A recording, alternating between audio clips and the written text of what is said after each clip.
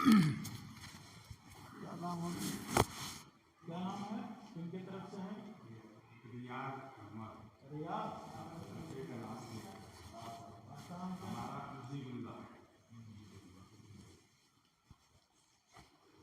السلام علیکم ورحمۃ اللہ وبرکاتہ۔ وعلیکم السلام۔ الحمد للہ رب العالمین والصلاة والسلام علی سید الانبیاء والمرسلین وعلی آلہ وصحبہ اجمعین، اما بعد فاعوذ باللہ من الشیطان الرجیم، بسم اللہ الرحمن الرحیم۔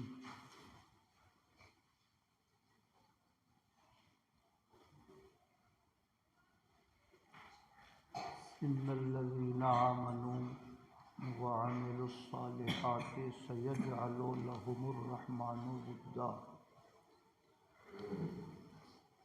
آمنت باللہ صدق اللہ مولانا العظیم وصدق رسولہ النبی الامین الکریم۔ سب لوگ محبت کے ساتھ درود پاک پیش کریں۔ اللہم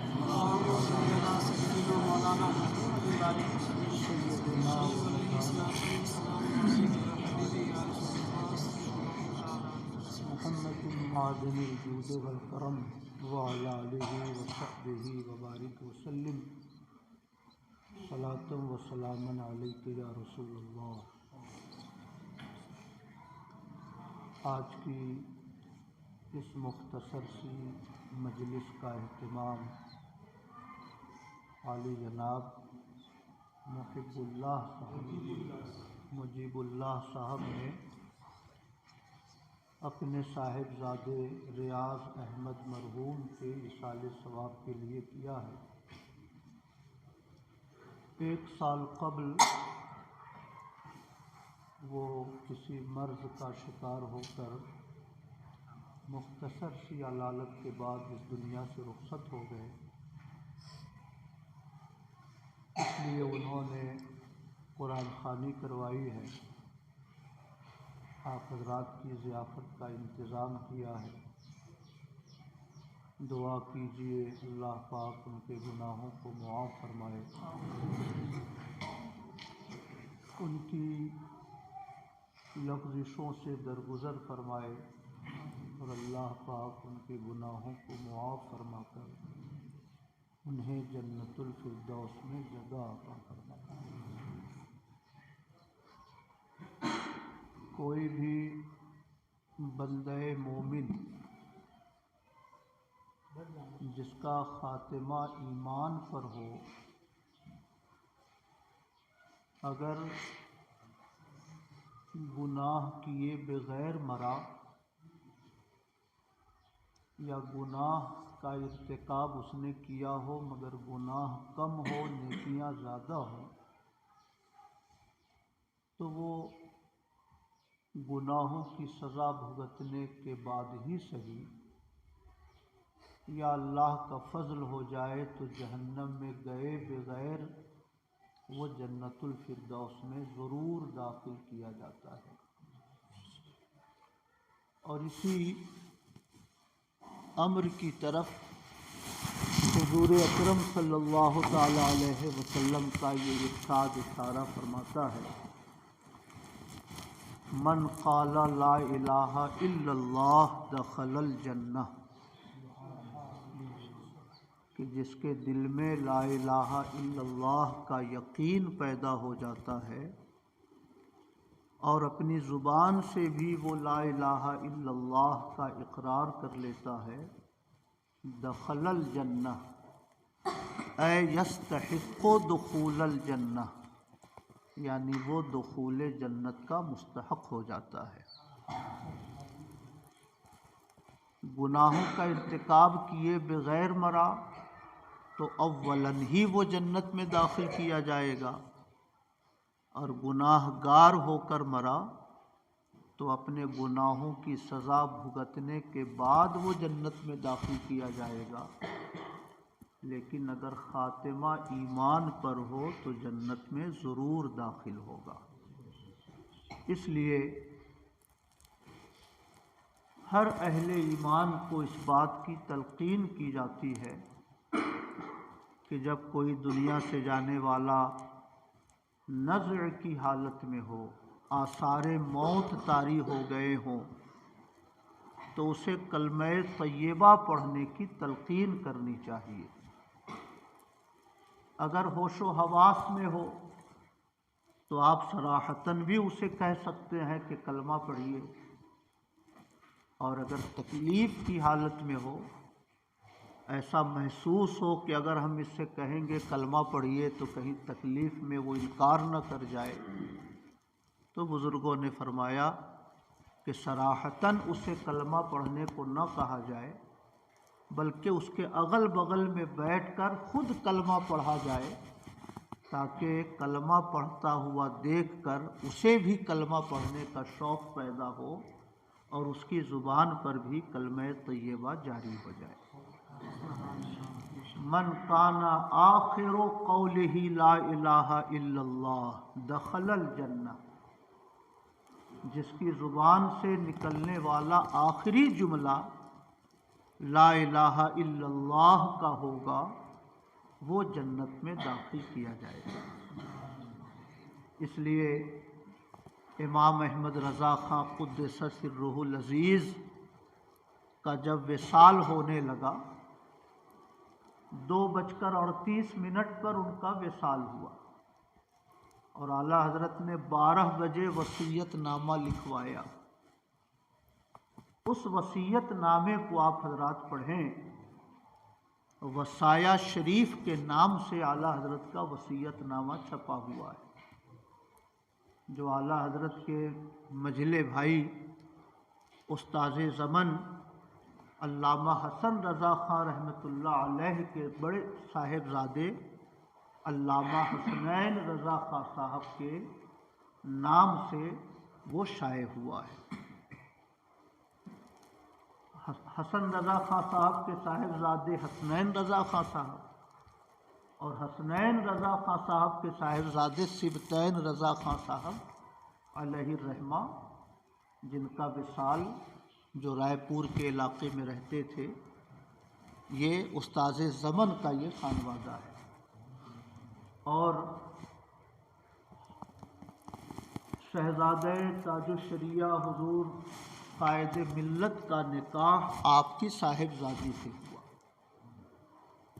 اور حضور امین شریعت کے صاحبزادے سلمان رضا خاں صاحب قبلہ کا نکاح حضور تاج الشریعہ کی صاحبزادی سے ہوا، یعنی حضور قائد ملت کے وہ خسر ہوئے، حضور امین شریعت، ہاں، اور حضور امین شریعت کے داماد ہوئے حضور قائد ملت۔ یہ 3 بھائیوں سے یہ سلسلہ چلا ہے۔ اعلیٰ حضرت 3 بھائی، بڑے بھائی امام احمد رضا، مجلے بھائی علامہ حسن رضا خاں صاحب، اور چھوٹے بھائی علامہ محمد رضا خاں صاحب علیہ الرحمۃ والرضوان۔ خیر، وصایا شریف اعلیٰ حضرت نے 12 بجے کے آس پاس لکھوایا وصیت نامہ، اور 2:38 پر اعلیٰ حضرت کا انتقال ہوا۔ اس وصیت نامے میں بہت ساری چیزیں قابل غور ہیں۔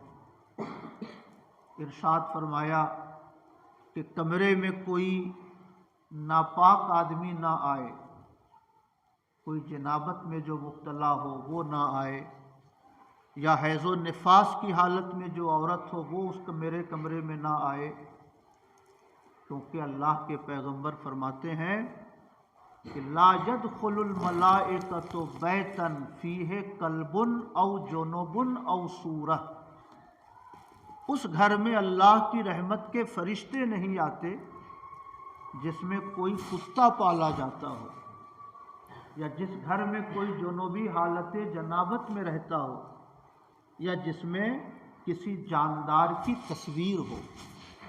اس لیے اعلیٰ حضرت نے فرمایا کہ میرے کمرے میں کوئی ایسا شخص نہ آئے۔ اس زمانے میں ہندوستان کا جو سکہ تھا اس پہ ملکہ وکٹوریہ کا فوٹو چھپتا تھا، انتردیشی پر، پوسٹ کارڈ پر ملکہ وکٹوریہ کا فوٹو رہتا تھا۔ ہندوستان کے دیوبندی یہ اعتراض کرتے ہیں کہ امام احمد رضا نے انگریزوں کی حمایت کی ہے، مگر اعلیٰ حضرت امام احمد رضا کو انگریزوں سے اتنی نفرت تھی کہ پوسٹ کارڈ پر جب پتہ لکھتے تھے تو الٹ کر پتہ لکھتے تھے۔ جیسے یہ پوسٹ کارڈ میں ایسے لائن کھینچی ہوئی ہے، اس کے اوپر فوٹو رہتا تھا ملکہ وکٹوریہ کا، تو اعلیٰ حضرت اس کو ایسے الٹ دیتے تھے اور ایسے پتہ لکھتے تھے تاکہ ملکہ وکٹوریہ کا جو سر ہے وہ نیچے ہو جائے۔ اس سے یہ ظاہر ہوتا ہے کہ اعلیٰ حضرت امام احمد رضا انگریزوں کے وفادار نہیں تھے۔ حضرت علامہ مسعود احمد صاحب نے، جو پاکستان کے بڑے نامور مصنف ہیں، انہوں نے ایک کتاب لکھی ہے گناہ بے گناہی، جس میں اعلیٰ حضرت کی برأت ظاہر فرمائی ہے۔ اصل میں اس زمانے میں ایسی ہوا چلی کانگریس کی کہ اس بات کا اندیشہ تھا کہ کہیں مسلمان اپنی پہچان نہ کھو دیں۔ مولانا ابوالکلام آزاد کانگریس کے بڑے حامی، اسد مدنی، مولانا اسد مدنی، محمود مدنی کے والد اسد مدنی، یہ کٹر کانگریسی،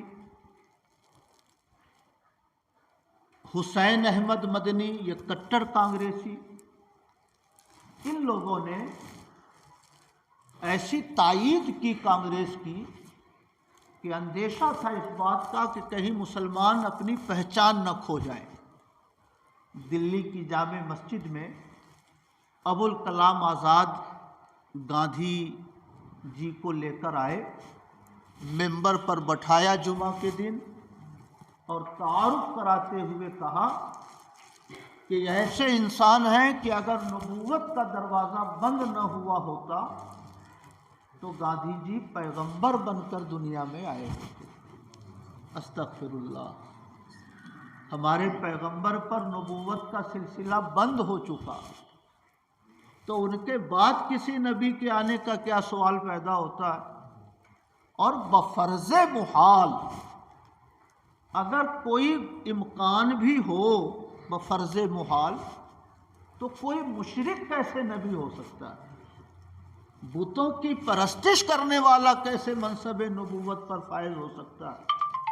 اس لیے اعلیٰ حضرت امام احمد رضا نے پوری قوت کے ساتھ رد فرمایا، ابوالکلام آزاد کی تردید فرمائی۔ اس زمانے میں اسد مدنی نے یہ آواز اٹھائی کہ فلاں جانور کو ذبح کرنے سے، چار پیر والے جانور کو ذبح کرنے سے ہمارے غیر مسلم بھائیوں کی دل شکنی ہوتی ہے، تو ہمارے مذہب میں بھی چار پیر والا جانور ذبح کرنا کوئی فرض ہے نہیں قربانی میں، اور اگر ہم چھوڑ دیں جس سے ہمارے غیر مسلم بھائیوں کی دلجوئی ہو جائے تو اس میں کیا قباحت ہے؟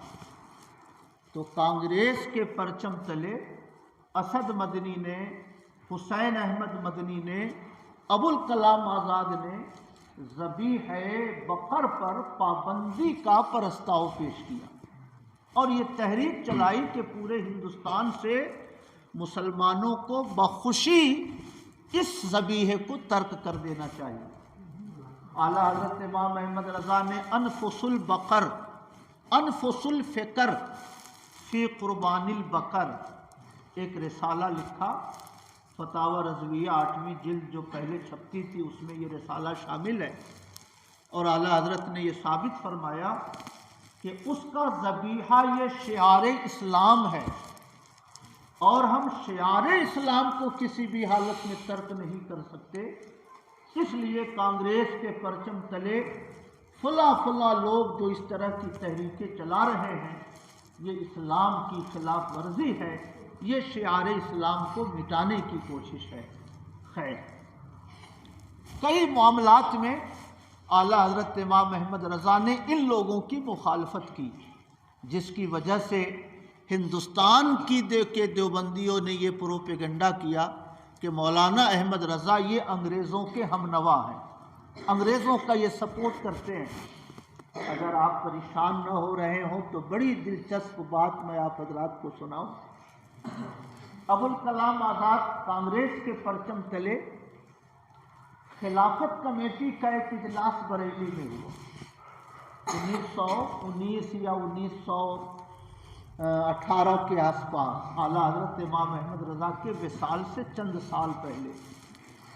پورے ہندوستان کے علماء جمع ہوئے، اس میں امام احمد رضا کو بھی دعوت دی گئی کہ آپ بھی تشریف لائیں۔ اعلیٰ حضرت امام احمد رضا نے شرکت سے منع فرمایا، البتہ فرمایا کہ میں اپنا وفد بھیج دوں گا جو ہمارا موقف آپ کے سامنے پیش کرے گا۔ تو اس خلافت کانفرنس میں جو بریلی کی سرزمین پہ منعقد ہوئی، اس میں حسب دستور ابوالکلام آزاد نے اسد مدنی یا حسین احمد مدنی نے جو باتیں کہیں انہیں کہنی تھی۔ اہل سنت کی طرف سے سید سلیمان اشرف بہاری جو اعلیٰ حضرت امام احمد رضا کے مرید بھی تھے، خلیفہ بھی تھے، مگر علی گڑھ مسلم یونیورسٹی کے پروفیسر تھے، شعبہ دینیات کے وہ صدر تھے، وہ اعلیٰ حضرت امام احمد رضا کے موقف کی ترجمانی کے لیے کھڑے ہوئے اور انہوں نے بڑی شاندار تقریر فرمائی۔ ان کی کتابیں النور، الرشاد، المبین، یہ 4-5 کتابیں ان کی بڑی مشہور ہیں، اور آپ کسی بھی کتاب کو پڑھیں تو ان کے عالمانہ وقار کا آپ کو اندازہ ہوگا کہ وہ کس شان کے عالم تھے۔ سید سلیمان اشرف بہاری، بہار شریف جہاں پر مخدوم یحییٰ منیری کا مزار ہے، وہاں کے یہ رہنے والے تھے۔ اسی تعلق سے وہ اپنے نام میں بہاری لگاتے تھے، سید سلیمان اشرف بہاری۔ خیر، انہوں نے اعلیٰ حضرت کا موقف پیش کیا اور فرمایا کہ آپ نے فلاں موقع پر دلی کی جامع مسجد میں ایسا کہا، کیا کسی مشرک کے لیے ایسا کہنا جائز ہے؟ آپ نے فلاں جانور کے ذبیحے پر پابندی کی بات کہی، کیا شعار اسلام کو مٹانے کی اجازت سیاسی فائدے کے لیے دی جا سکتی ہے؟ جو بھی اعتراضات تھے، 12-14 اعتراضات، سید سلیمان اشرف بہاری نے وہ سارے اعتراضات پڑھ کے سنائے۔ ہکا بکا سب لوگ ہو گئے اور اخیر میں بڑی دلچسپ بات کہی۔ انہوں نے فرمایا کہ مجھے یہ سن کر خوشی ہوئی کہ آپ حضرات نے فرمایا کہ فلاں جانور کا ذبیحہ اگر ترک کر دیا جائے جس سے برادران وطن کی دلجوئی ہو سکے تو اس میں کیا قباحت ہے؟ ہمارا مذہب بھی اس کو کوئی فرض نہیں کہتا، اس کے ذبیحے کو اجازت دیتا ہے، اور جب اجازت کی حد تک یہ حکم ہے اور اگر ہم اس سے پرہیز کریں جس سے ملک کی سیاسی فضا بہتر ہو جائے اور ہمارے برادران وطن کی دلجوئی ہو جائے تو کیا مذائقہ ہے؟ تو سید سلیمان اشرف بہاری نے فرمایا کہ میں آپ سے ان چیزوں کی لسٹ طلب کرنا چاہتا ہوں کہ مسلمان کون کون سی چیزیں چھوڑ دیں کہ ان چیزوں کو چھوڑنے سے برادران وطن کی دلجوئی ہو سکتی ہے، وہ خوش ہو سکتے ہیں۔ میں فہرست چاہتا ہوں تاکہ ہم غور کریں کہ کن چیزوں کو چھوڑا جا سکتا ہے اور کن چیزوں کو نہیں چھوڑا جا سکتا ہے۔ اور اخیر میں فرمایا کہ ایسا نہ ہو کہ کل ہو کر مسلمانوں کو ختنہ کرنے سے بھی روک دیا جائے کہ ختنہ کرنے سے فلاں چیز کو کاٹا جاتا ہے اور برادران وطن اس کی پرستش کرتے ہیں، تو کہیں اس میں بھی ان کی دل شکنی نہ ہو، تو کہیں چل کر کانگریس اس کا بھی نہ مطالبہ شروع کر دے کہ مسلمان ختنہ کرانا بند کر دے۔ تو اس لیے ہمیں فہرست دی جائے تاکہ ہم اس پر غور کر سکیں۔ ہاں، کیونکہ وہ بھی واجب اور فرض نہیں ہے۔ مولانا برہان الحق صاحب علیہ الرحمہ، حضور برہان ملت علیہ الرحمہ نے اکرام امام محمد رضا میں اس کانفرنس کی روداد لکھی ہے۔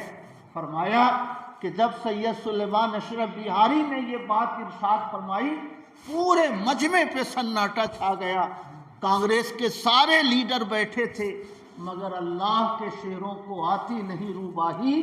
سید سلیمان اشرف نے اس انداز میں احقاق حق فرمایا کہ ابوالکلام آزاد کو یہ کہتے ہوئے سنا گیا کہ انہوں نے جو اعتراضات اٹھائے ہیں اگر یہ صحیح ہیں تو واقعی ہم لوگوں کو اپنے موقع پر نظر ثانی کرنا چاہیے۔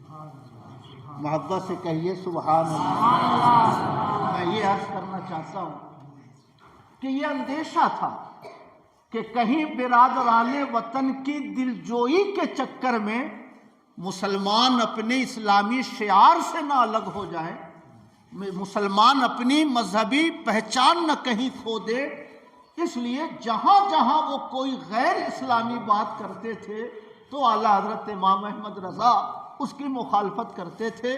اس لیے دیوبند کے لوگ اعلیٰ حضرت پر انگریزوں کی مدد کرنے کا الزام لگاتے تھے۔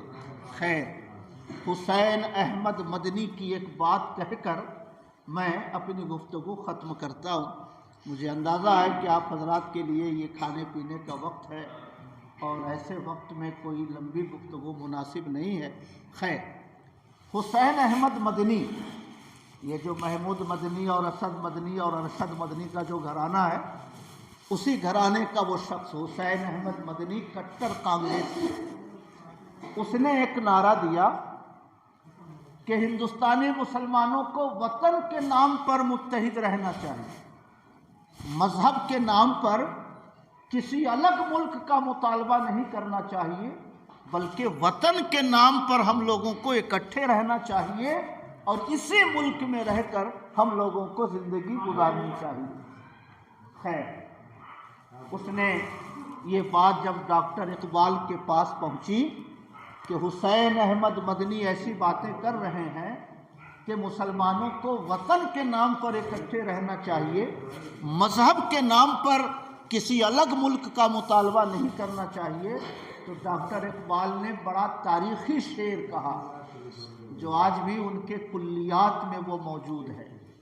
فرماتے ہیں، کہتے ہیں ڈاکٹر اقبال، عجم ہنوز نداند رموز دی ورنہ، عجم کے رہنے والے دین کے اسرار و رموز کو اب تک نہیں سمجھ پائے ہیں، اب تک یہ دین کے اسرار کو نہیں سمجھ رہے ہیں، ورنہ ز دیوبند حسین احمد اینچ بلعجبیز، یہ دیوبند کا رہنے والا حسین احمد یہ کیسی انکہی باتیں کہہ رہا ہے، یہ کیسی انوکھی باتیں کہہ رہا ہے۔ سرود بر سر ممبر کہ قوم از وطن است، یہ ممبر پہ کھڑا ہو کے کہتا ہے کہ قوم وطن سے بنتی ہے، کسی بھی قوم کی تشکیل وطن سے ہوتی ہے، مذہب سے نہیں ہوتی۔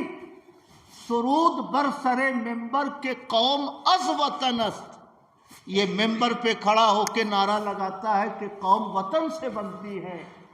چہ بے خبر ز مقام محمد عربی، دیوبند کا رہنے والا یہ حسین احمد مدنی محمد عربی کے مقام و مرتبہ سے کتنا بے خبر ہے۔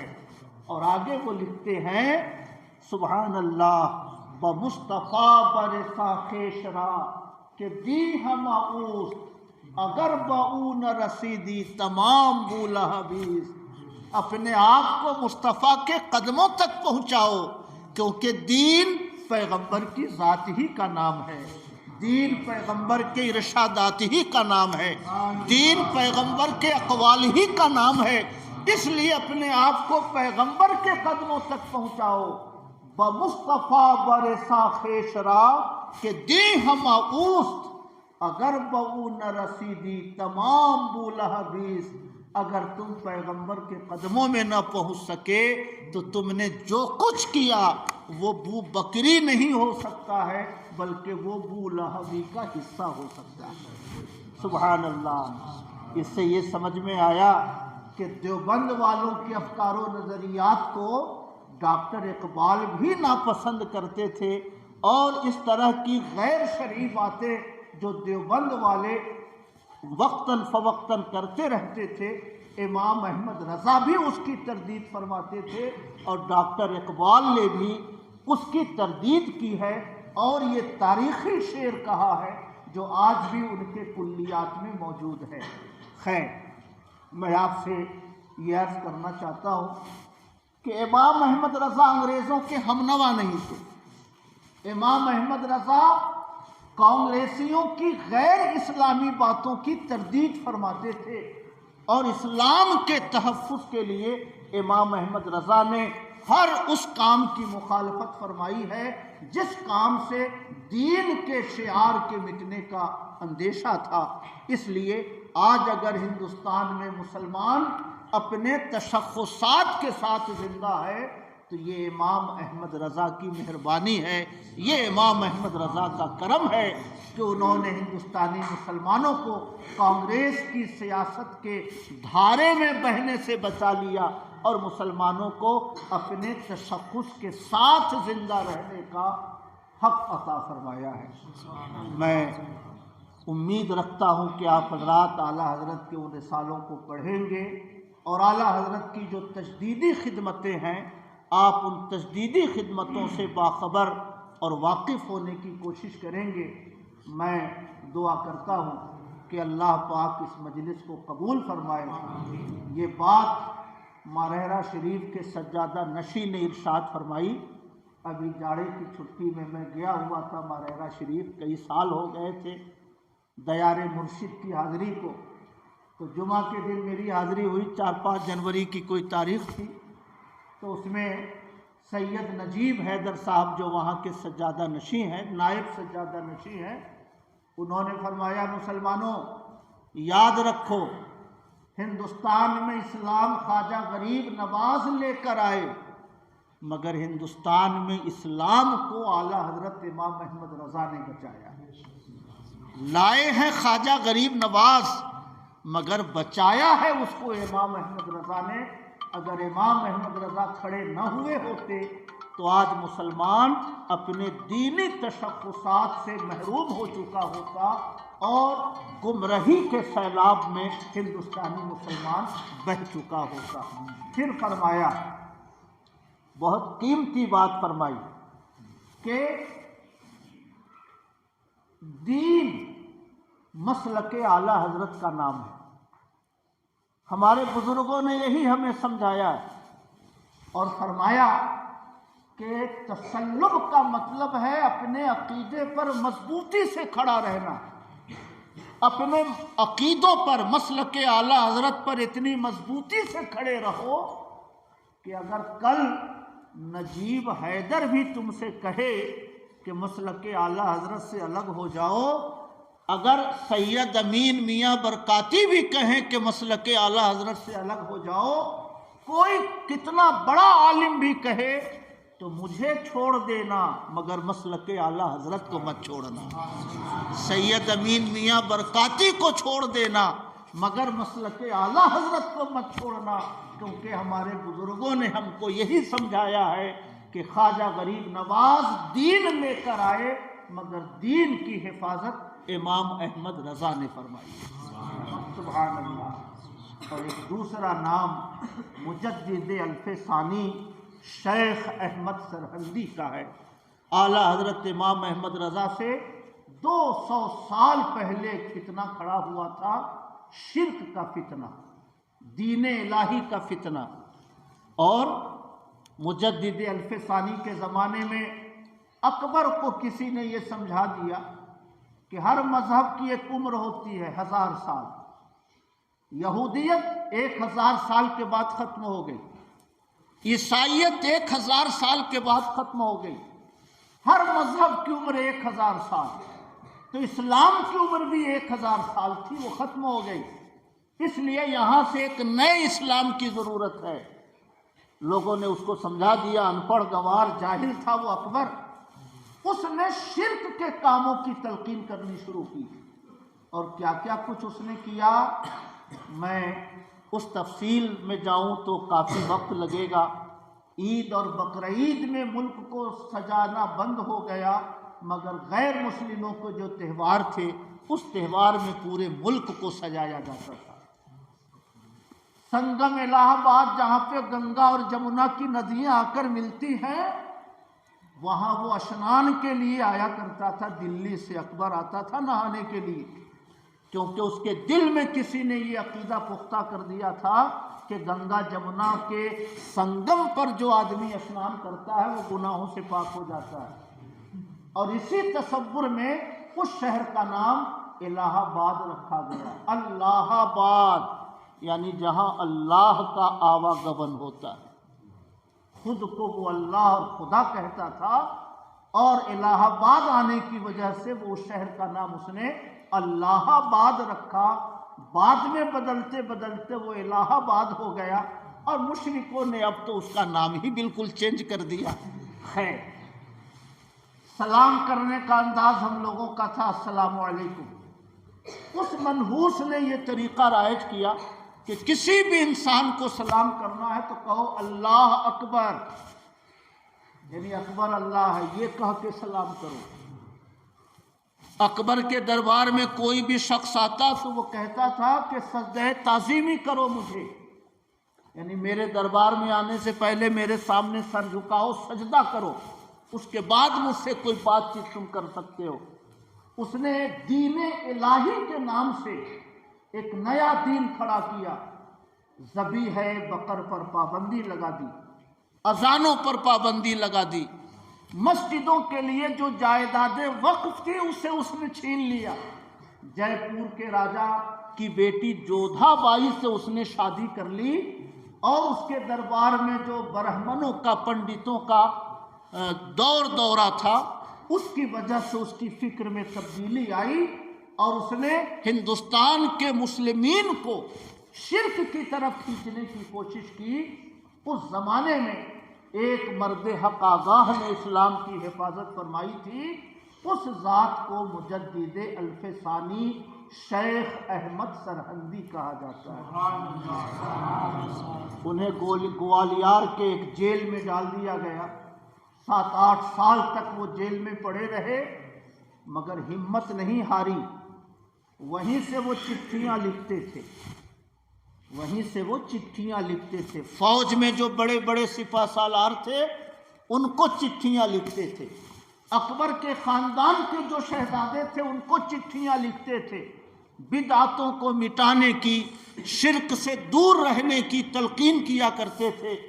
اور ان چٹھیوں کا مجموعہ مکتوبات کے نام سے چھپا ہوا ہے۔ اصل چٹھیاں ان کی فارسی زبان میں ہیں، مگر ان کا ترجمہ بھی اب دستیاب ہے۔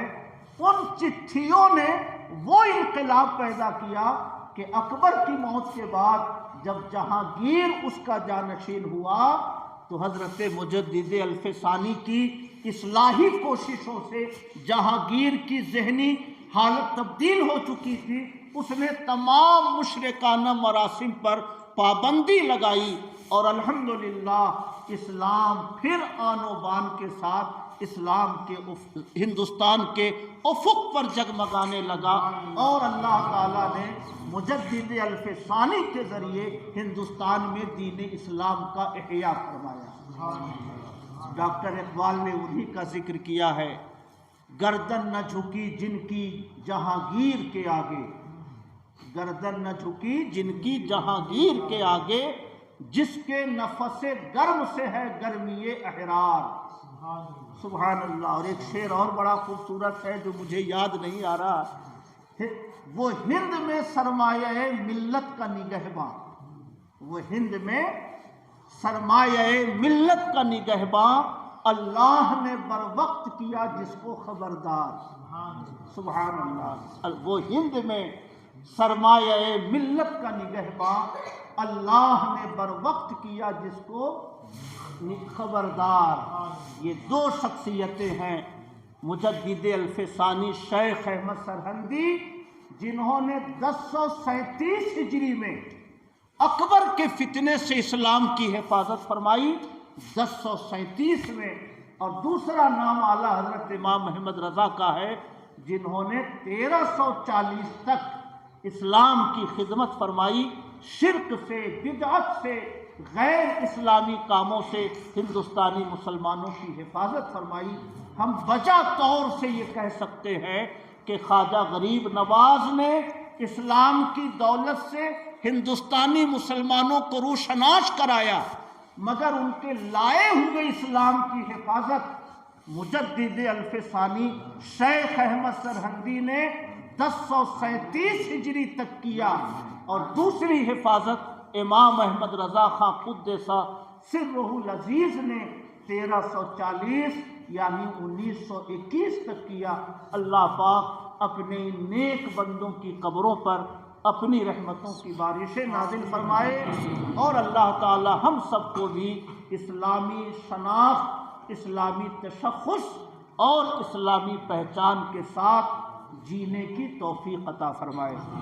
میں نے ان دونوں بزرگوں کی شخصیتوں کا تھوڑا سا تعارف اس لیے کرایا تاکہ آپ اپنے ان بزرگوں کی خدمتوں کو پڑھیں، ان کی تجدیدی خدمتوں سے باخبر ہونے کی کوشش کریں، کیونکہ آدمی جب اپنے بزرگوں کے کارناموں کو پڑھتا ہے تو اس کے دل میں بھی اچھے کام کرنے کا شوق پیدا ہوتا ہے۔ اللہ پاک اس مجلس کو قبول فرمائے۔ عالی جناب مجیب اللہ صاحب نے اپنے صاحبزادے ریاض احمد مرحوم کے لیے فاتحے کی یہ مجلس رکھی ہے۔ اللہ پاک اس مجلس کو قبول فرما کر ریاض احمد مرحوم کے گناہوں کی مغفرت فرمائے اور انہیں جنت الفردوس میں جگہ عطا فرمائے۔ کھڑے ہو کر صلاۃ و سلام پیش کیجیے۔ مصطفیٰ جانے والا